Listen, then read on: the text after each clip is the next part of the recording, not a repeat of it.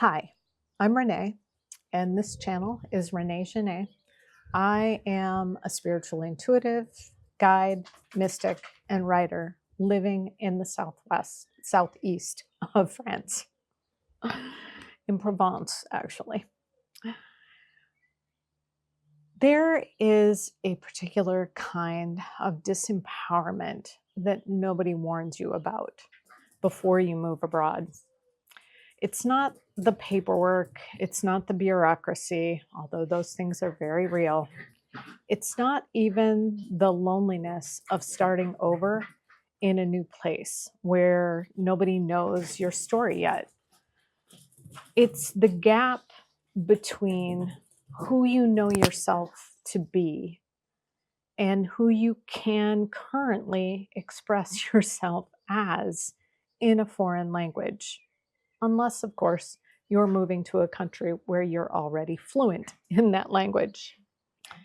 You see, I'm a woman who runs multi-million dollar programs for major corporations. I've navigated complex negotiations, difficult conversations, high stakes decisions. And I moved to the south of France alone at 61, except for my dog, Paolo, after the most devastating year of my life. And all it took is a mobile phone invoice to nearly break me. I'll tell you more about that story.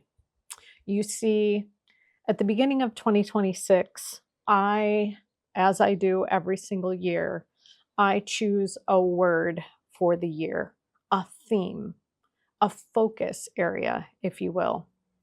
And the word that kept calling to me to choose for 2026 was the word powerful.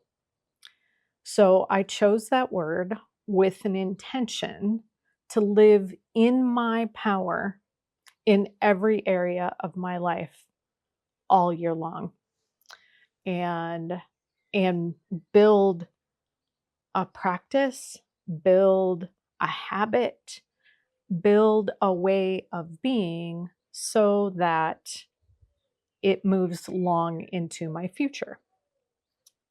So, with that, let me tell you about the mobile phone story.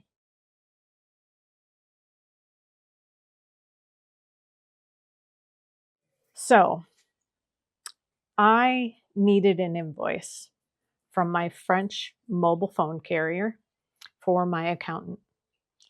Um, when you own a company in France, and this is pretty much true in the US as well, when you incur any expense, you need documentation for that expense. And this invoice wasn't showing up in my account. The invoice, the charge that I had paid was for an overage of my abonnement or the subscription amount. Um, and it was related to a vacation that I had taken to St. Vincent and the Grenadines that I very quickly found out was not as covered as I thought it might be on my global phone plan, my global phone, French phone plan. What global really meant was there's all kinds of fees that are going to kick in, and they did. And thankfully, the French carrier kicked in within a few minutes and shut off the data plan before I incurred more than this. I think it was like 60 euros. So, which I was grateful for. Live and learn these things. But anyway, I had paid the 60 euro fee, and yet it didn't show up on my monthly invoice. I had to pay it separately. I assumed it would reflect somewhere in my account. I would be able to see it. And it wasn't there. And I kept looking everywhere for it. And my French phone carrier only has phone in support. So there's no chat on their website. You have to phone. and it is only available in French, as you might expect. So I knew that this was going to be something I needed to prepare for. So I prepared for the call. I called 4 times, each time getting a little further in the conversation of explaining what I was looking for and why I was looking for it before I would hit a roadblock because they would say something back to me that I could not make out. I recorded each call so that I could review the recording after the call to gain more context for what was being said. And it would move my understanding along incrementally with each call until the fourth call when I hit a wall, a moment where I simply could not follow what was being said. And in reviewing the translation afterward, I knew I was going to need help. I just had to admit it to myself that this was going to be a more complex thing. So I reached out to a French friend who made the call for me. And sitting there listening to him argue with the customer service person for a good 20 minutes, I just thought to myself, that was never going to be a conversation that my B1 level of French could hold. Not yet, anyway. That moment of admitting my limit, that was its own kind of power. Not the power I was used to, a quieter, humbler kind. Totally humbling.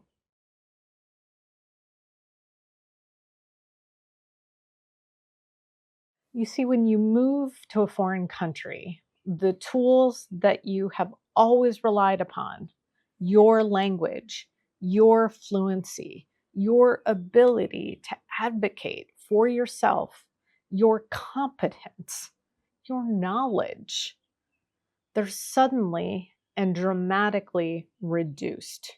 You feel like a child. You become, in some ways, that toddler who's trying to just, spew sounds and get their thoughts across, and they can't quite do it. And I remember that as a parent when my children were small and they were trying to convey something and they just couldn't get it across, and I'm left helplessly trying to guess. You find yourself in those situations all the time, dependent on others for things you have always handled independently your entire adult life, unable to fully express your intelligence, your humor, your expertise, misunderstood in ways that have nothing to do with who you actually are. This gap between who you know yourself to be and who you can currently express yourself as is the specific disempowerment of expat life when you don't know the language. And if you let it, it will drive you inside, reclusive, behind closed doors, away from the life you came here to build. I know because I have felt that pull, the temptation to stay home, avoid the difficult situations, avoid the phone call. Let the world move around me rather than me moving through it.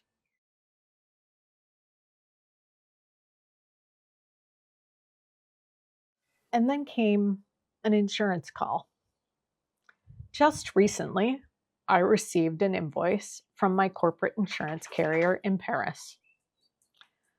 I looked over the invoice. I knew what it was for, and it wasn't unexpected or anything. So I knew I needed to pay it. And the due date was coming due in like 10 days. and I'm looking over the invoice for the bank details that are normally printed on the front of an invoice. But this invoice didn't have their banking details. I sent an email to request the banking details, and I got no reply. The due date was approaching. I knew I needed to call their Paris office in French with no online backup, no physical cues, just my voice and their voice and the gap between us. I prepared for the conversation and I made the call. I made my request and I was understood. And even better yet, I understood their response. Mostly. I understood, or I thought I got the context of their response.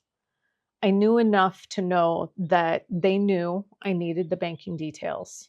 I also knew that I was recording the conversation and I would translate it after the call. So any missing context I would have after the call.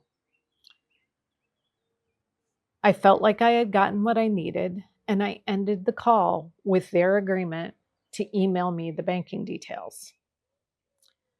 When I reviewed the transcript, I confirmed what I thought I had heard, and moments later, those details arrived. I paid the invoice. I had done it. Not perfectly, not without preparation, not without the safety net of the recording, but I had done it. I had been able to complete this on my own without asking for help. And in that moment, I felt something that I want you to understand is available to you too. The particular joy of competence rebuilt. Not the competence you had before, something harder won, and therefore more deeply owned. That competence of rebuilding your expertise, your authority in a new language. Hard one.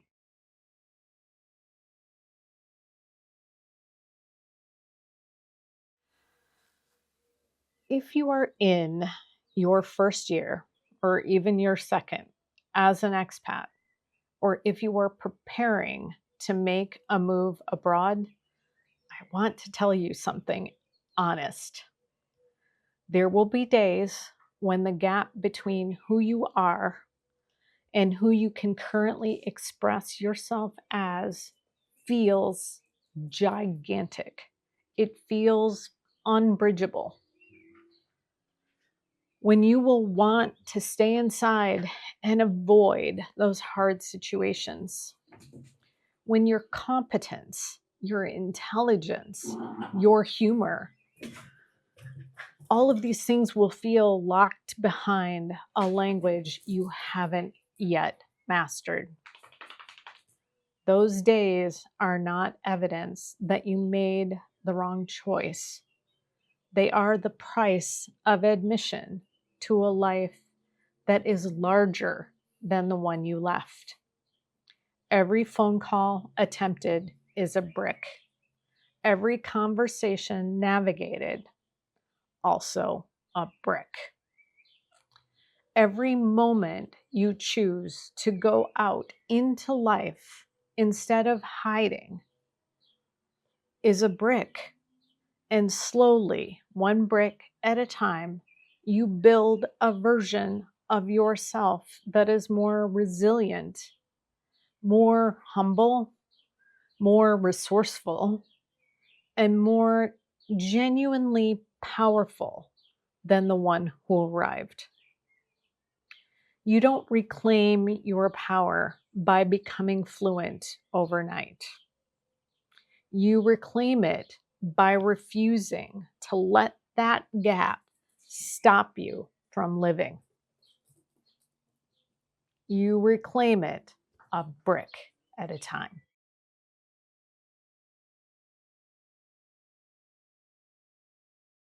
Okay, With that, I'm going to close it out with some questions for you to take to your favorite journal, your morning walk, your morning shower, your commute, wherever it is that you do your best pondering. Not machination, but loosely pondering. There's a difference. Where in your expat life or in your life in an unfamiliar territory, you don't have to be an expat for this to apply to you. If you have a part of your life that is just unfamiliar territory, then this applies to you. Where in that unfamiliar territory are you hiding instead of building? What is one situation you've been avoiding that you can prepare for and attempt this week? Make a commitment to yourself to take that step on, your first brick. What would it mean to measure your power, not by how fluent you are in a situation, but by how willing you are to keep trying, to keep taking that next step? Okay, I'm going to leave it there. I hope this video finds you having a beautiful day and feeling empowered in your own life. I am doing this entire series on my powerful year. So if it's a challenge that you want to take on, I hope you will subscribe and follow along. If you know anyone who could benefit from this conversation or my powerful journey this year, I would appreciate it if you would forward the channel link. Very much appreciate that. And with that, I will leave it and just say, a biento.